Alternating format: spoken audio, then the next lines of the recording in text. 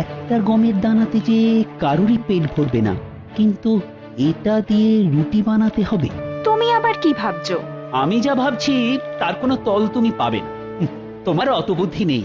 তা অবশ্য ঠিক, আমার খুব বেশি বুদ্ধি নেই। তুমি শুধু আমার একটা উপকার করো, তাহলেই হবে। আমি তো চাই সবার উপকার করতে। আচ্ছা ঠিক আছে, তুমি আমাকে ভালো হালুই করে সন্ধান দাও। তোমাকে তো এদিক ওদিক ঘুরে খাবার খেতে হয়, তুমি নিশ্চয়ই জানো। আমি নিশ্চয়ই জানি। তুমি দক্ষিণ থেকে কিছু দূর গেলেই ডান দিকে হালুইকরের খাঁটি দেখতে পাবে। ঠিক আছে, তুই এখন ভাগ।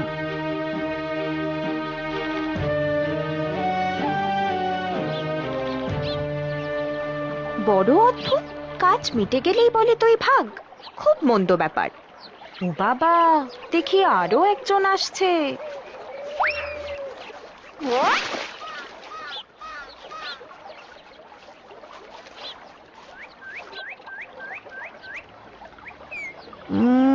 না না না, একটা গমে তো একটাও রুটি হবে না।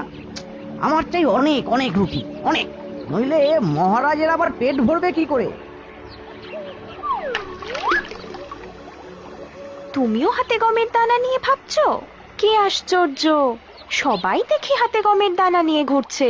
তুমি বলো তো ব্যাং বাবাজি, এখানে এমন কেউ আছে যে কিনা জাদু জানে? এই নদীর ওই পারে চলে যাও, সেখানে এক ডাইনি আছে। সে জাদু জানে, মানে তুমি যেরকম জাদুকর চাইছো।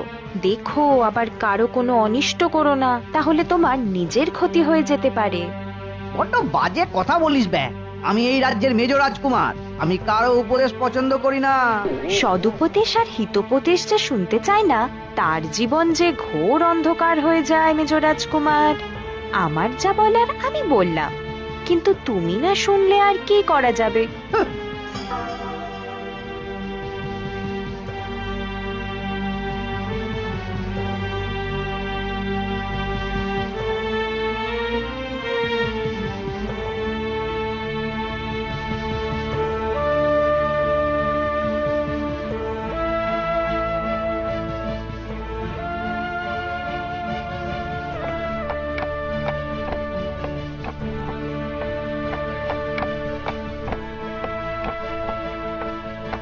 এই গমের দানা দিয়ে একটা খুব বড় রুটি বানিয়ে দিতে হবে, বুঝলে?